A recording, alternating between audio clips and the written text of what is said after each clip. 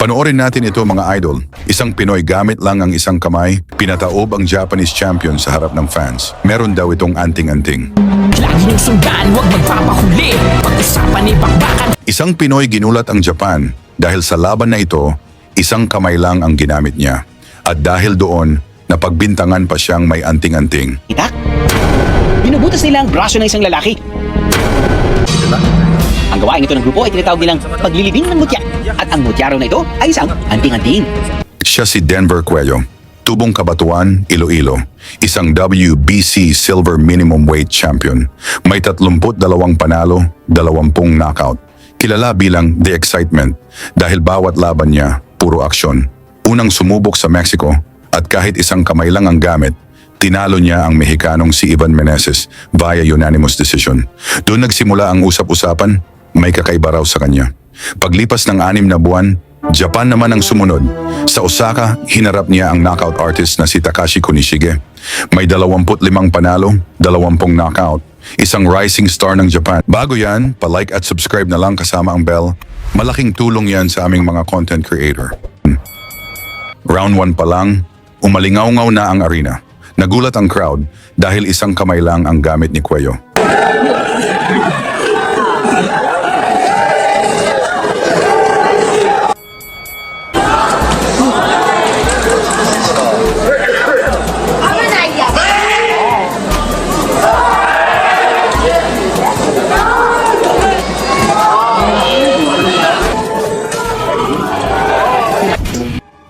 Isang solidong kaliwa, tumama, bagsak ang kalaban, nakatayo pa, pero halatang tinamaan ng malinis.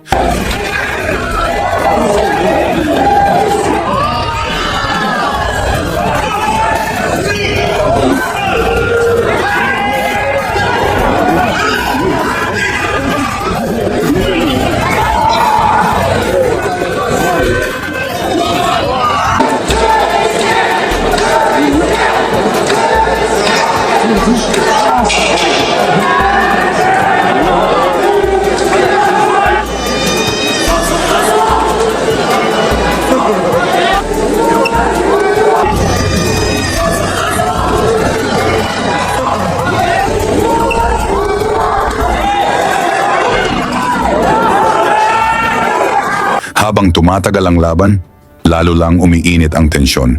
Si Cuello, kaliwa lang ang gamit pero sunod-sunod ang atake. Si Kunishige naman, napilitang umatras. Yakap, takbo, hirap sagutin ang bilis at timing ng Pinoy.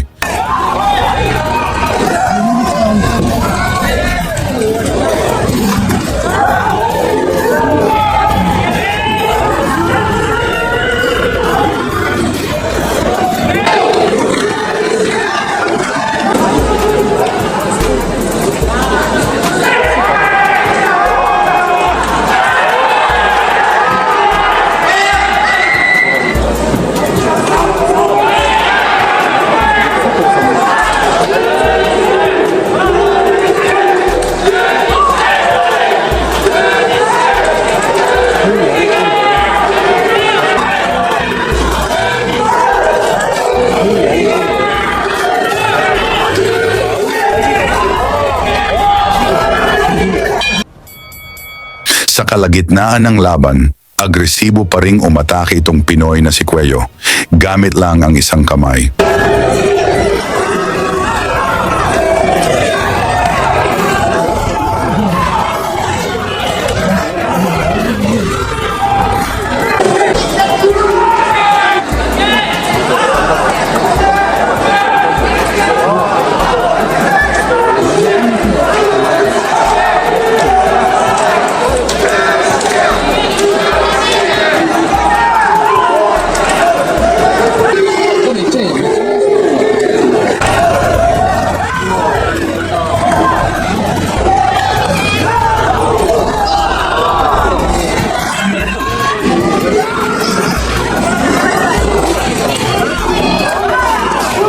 May mga sandali pa na tila pinapabura ng kalaban.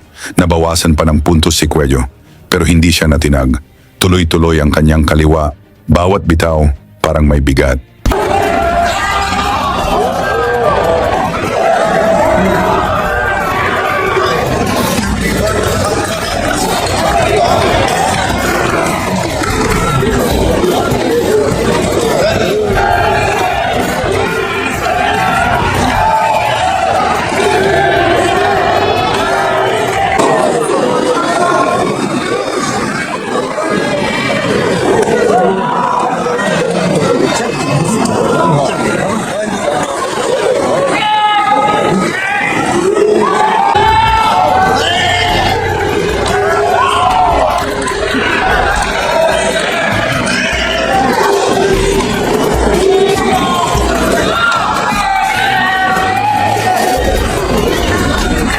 Tuloy pa rin ang palitan ng suntok kung saan napayakap na lang itong hapon pag tinamaan ng kaliwa ni Cuello.